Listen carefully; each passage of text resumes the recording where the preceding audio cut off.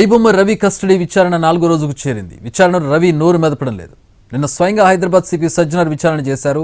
సర్వర్లు విదేశాల్లోనే ఉన్న యాక్సెస్ మాత్రం ఇండియా నుంచే చేస్తున్నట్టు తెలుస్తోంది.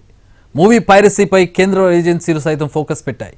ప్రముఖ ఓటీటీల ఫిర్యాదులతో కేసు విచారణ మరింత వేగవంతం చేశారు పోలీసులు.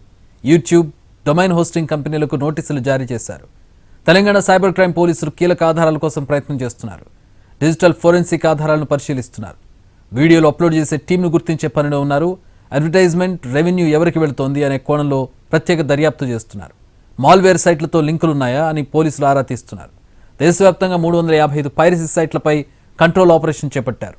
లోతైన విచారణ కోసం కేంద్రం సైబర్ సెక్యూరిటీ విభాగం కూడా రంగంలోకి దిగే అవకాశం ఉంది.